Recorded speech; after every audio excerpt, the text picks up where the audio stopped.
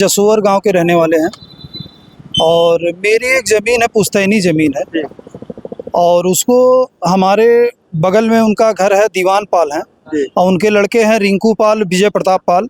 वो मेरी ज़मीन को हड़पना चाहते हैं और उस हड़पना चाहते हैं उसको ये बता रहे हैं कि क्या नाम है, मतलब मुझे ना जोतने दे रहे हैं ना कुछ करने दे रहे हैं और उसमें बेवजह मुझे हरिजन एक्ट में फंसा दिया गया। गोरखपुर जोन, गृह मंत्रालय, मुख्यमंत्री पोर्टल, मुख्यमंत्री ऑफिस और एसपी साहब, जिला अधिकारी साहब, सबके पास हमने अपनी न्याय की गुहार लगाई, साक्ष्य भी दिया। मतलब बेगुनाही का साक्ष्य दे रहे हैं उसके बावजूद भी आपको न्याय नहीं मिल रहा? नहीं, मुझे न्याय भी नहीं मिल रहा है। मुझे पुलिस विभाग से डर लग रहा है कि मुझे और भी अपराधों में फंसाने का प्रयास किया जाए। आप देख रहे हैं SMT न्यूज़ 24 और मैं हूँ शैलेंद्र मणि त्रिपाठी। इस वक्त हम संत कबीर नगर जिले के एसपी कार्यालय पे खड़े हैं और हमारे पीछे एक परिवार खड़ा है जिनके ऊपर बेवजह मुकदमा दर्ज हो गया है और हम इनसे बातचीत करेंगे, इनके बारे में जानेंगे कि कैसे मुकदमा दर्ज हुआ, पूरा क्या मामला है, कहाँ कहाँ पे इन्होंने अपनी गुहार लगाई है।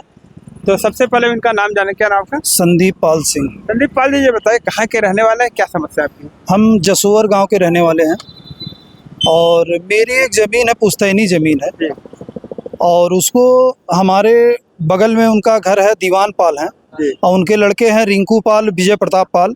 वो मेरी ज़मीन को हड़पना चाहते हैं और उस हड़पना चाहते हैं उसको ये बता रहे हैं कि क्या नाम है, मतलब मुझे ना जोतने दे रहे हैं ना कुछ करने दे रहे हैं और उसमें बेवजह मुझे हरिजन एक्ट में फंसा दिया गया। और हरिजन एक्ट जब लगा तो मुझे ये पता ही नहीं चला कि हरिजन एक्ट मतलब मेरा कहीं 36 साल उम्र गया, कभी पुलिस रिकॉर्ड ही नहीं है तो मैं कभी जानता ही नहीं था। हरिजन एक्ट लगा तो मैं घबरा गया।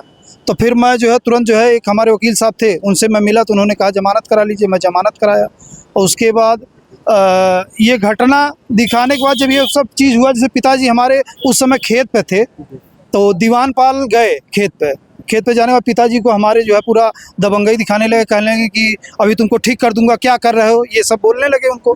तो हमारे पिताजी कुछ बोल नहीं पाते हैं, चूँकि आप इनसे भी पूछ सकते हैं, कुछ बोल नहीं पाते हैं, गला इनका दिक्कत है। तो फिर उसके बाद पिताजी चले गए घर से मेरी माताजी मुझे फ़ोन की कि ऐसे ऐसे कह रहे हैं दीवान पाल। तो हमारे पास फ़ोन आया तो हमने कहा ठीक है, चार भाइयों का आपका है, उसको छोड़ दीजिए, जब चारों भाई इकट्ठा होंगे तो उसको देख लिया जाएगा। तो फिर उसके बाद थोड़ी देर बाद तुरंत रिंकू पाल का, विजय प्रताप पाल का लखनऊ से फ़ोन आया मेरे पास। फ़ोन करने के बाद मुझे कहने लगे कि अभी तुमको ठीक कर दूंगा। तो हमने कहा चाचा ठीक क्या कर देंगे, आपके पिताजी मेरे पिताजी को वहाँ हड़का रहे हैं, आप मुझे फ़ोन पे हड़का रहे हैं। तो उसके बाद मुझे उल्टा सीधा बोलने लगे, अभी तुम मेरा पावर नहीं जानते हो, अभी तुमको ठीक करता हूँ। यही कह करके फ़ोन काट दिए।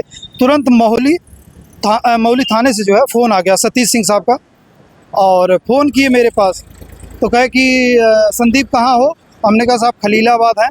तो तुरंत तुम थाने पे आ जाओ। तो मुझे थाने पे बुलाया गया, मैं थाने पे गया और उनका टाइम भी है, वो 11:28 पर मेरे पास फ़ोन किए, 26/5 को। मैं आपको दिखा रहा हूँ, ये देखिए इनका मोबाइल नंबर भी है और बाकायदा इनका 11:28 पर फ़ोन भी आया है। फिर मैंने 12:05 फिर उनके पास मैं फ़ोन किया है कि मुझे कहाँ आना है। तो मौली थाने पर मैं फिर मैं वहाँ गया हूँ। उसके बाद मुझे बैठा करके मुझसे पूछा गया, फिर उसके बाद मुझे बैठा लिए, कहे कि अरे रिंकू पाल से क्यों उलझ रहे हो, रिंकू पाल को तुम जानते नहीं हो, वो क्या है?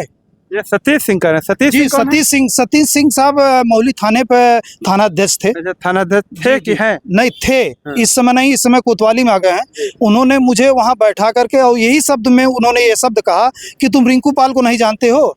रिंकू पाल, विजय प्रताप पाल, वह खुद अपराधी व्यक्ति हैं, वह खुद जेल जा चुके हैं और मेरी 36 साल का रिकॉर्ड ख़राब करना चाहते हैं, इसीलिए मुझको हरिजन एक्ट लगा दिया गया। मेरे पिताजी जो 70 साल के हैं। जिस समय की घटना दिखाई जा रही है उस समय कहाँ थे आप? मैं उस समय खलीलाबाद था। इसका क्या प्रमाण है? मेरे पास CCTV फुटेज भी है, मैं CCTV कैमरे में भी हूँ। आप देख सकते हैं 9:44, 9:46 और 10:08 और 11 जब आपने CCTV का प्रमाण उन्हें बताया तो उन्होंने क्या कहा?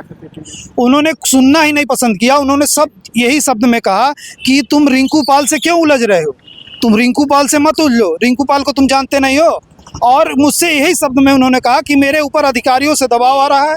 और देख लीजिए, तुरंत मैं वहीं बैठा था, तुरंत रिंकू पाल का फ़ोन आया उनके पास। रिंकू पाल तुरंत उनसे कह रहे उसका फ़ोन नहीं छीने आप, वो फ़ोन कर रहा। चूँकि मेरी माँ परेशान हो गई, पिताजी को जानकारी हुई कि इस मामले में आपने कहाँ पे किन किन अधिकारियों को पत्र दिया? मैं गोरखपुर जोन, गृह मंत्रालय, मुख्यमंत्री पोर्टल, मुख्यमंत्री ऑफिस और एसपी साहब, जिला अधिकारी साहब, सबके पास हमने अपनी न्याय की गुहार लगाई, साक्ष्य भी दिया। मतलब बेगुनाही का साक्ष्य दे रहे हैं, उसके बावजूद भी आपको न्याय नहीं मिल रहा? नहीं, मुझे न्याय भी नहीं मिल रहा है। मुझे पुलिस विभाग से डर लग रहा है कि मुझे और भी अपराधों में फंसाने का प्रयास किया जा रहा है। रिंकू पाल बार बार दबाव बना रहे हैं, आते हैं गांव, अभी 2 दिन पहले आए थे, फिर अभी मिले। अभी तो ये ट्रेलर था, अभी पिक्चर बाकी है। अभी तुम जानते नहीं हो मुझे। ये आदमी खुद अपराधी है। अभी कुछ महीना वो खुद जेल काट के आया है। और मेरा 36 साल का रिकॉर्ड, मैं कहीं पुलिस रिकॉर्ड आप निकाल के देख सकते हैं कि मेरा कहीं पुलिस रिकॉर्ड कहीं कुछ है ही नहीं कि मैं अपराधी हूँ। अब क्या चाहते हैं आप? मैं ये चाहता हूँ कि गरीब व्यक्ति हूँ, किसान का लड़का हूँ, या मेरे पिताजी हैं, मुझे न्याय मिले, मेरे पिताजी को न्याय मिले। अगर न्याय नहीं दिला पा रहे तो मेरा चार्जशीट लगा करके कोर्ट में भेज दिया जाए, मैं अपना कोर्ट से लड़ाई लड़ूंगा। मतलब जब आप बेगुनाह है, आपके पास पूरा प्रमाण है, उसके बाद भी एसपी कुछ नहीं कार्रवाई? नहीं, कोई सुन ही नहीं रहा है। मैं अभी ये सीओ साहब थे, देखिए मेरा विवेचना होना चाहिए धनघटा, तो धनघटा ना होकर के खलीलाबाद सीओ साहब ब्रजेश सिंह साहब को दे दिया गया। आखिर मुझे क्यों धनघटा का नहीं? धनघटा का मेरे चाचा का लड़का है, वो फ़ोन किया धनघटा एसओ साहब के पास। मामला पुराना है क्या आपका? अरे 4 साल हो गए, 4 महीना हो गया। 4 महीने जी, मैं बहुत 4 महीने से बेगुनाही का सबूत लिए चक्कर लगा? बेगुनाही का सबूत लिए मैं चक्कर लगा रहा हूँ। मेरी कहीं सुनवाई नहीं हो रही है। दर बगर घूम रहा हूँ। पिताजी को, ये बुजुर्ग आदमी, इनकी तबीयत ठीक नहीं रहती है। इनको आज 70 साल के बीच में कभी इनसे किसी से तू मैं नहीं हुई।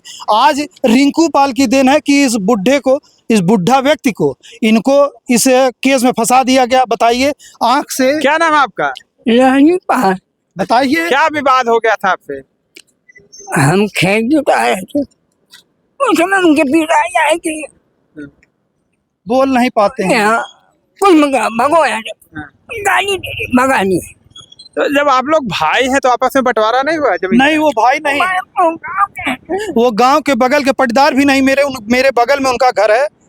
और एससी एक्ट बताइए। रिंकू पाल वहाँ से बैठे हुए, इनके यहाँ जो अनिल चौहान नाथनगर का रहने वाला है, और उसका उस खेत पे ना लेना देना, ना वहाँ कोई रास्ता है। ऐसा तो नहीं उनके यहाँ काम करता है मजदूर? जी, उनके यहाँ वो आता है, मजदूर नहीं, वो आता है कहीं कुछ नहीं। उनके यहाँ कभी कभी आता जाता रहता है।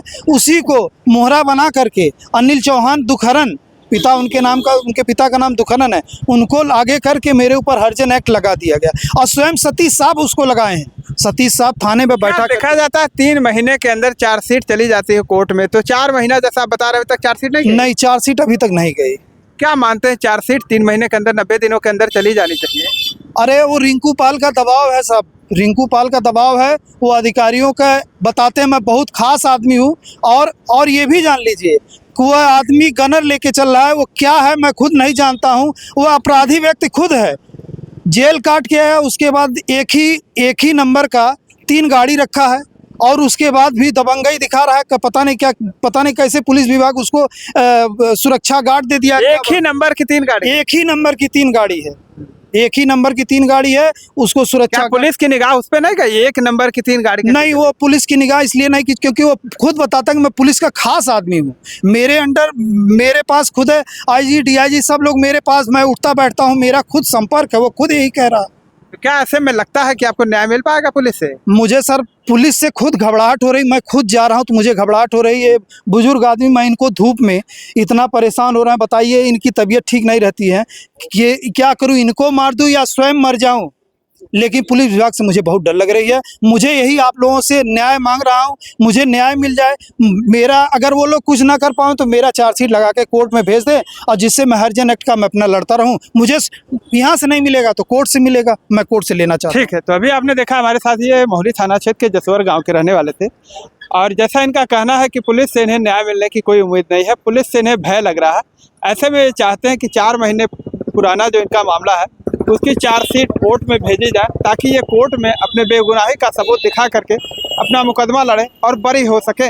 ऐसे में पुलिस प्रशासन से इन्हें किसी प्रकार की उम्मीद नहीं दिखाई दे रही है। जैसा इनका कहना है कि इन्होंने सीएम से लेकर के एसपी तक को पत्र दिया, लेकिन इन्हें कहीं से न्याय की कोई गुंजाइश नहीं दिख रही है।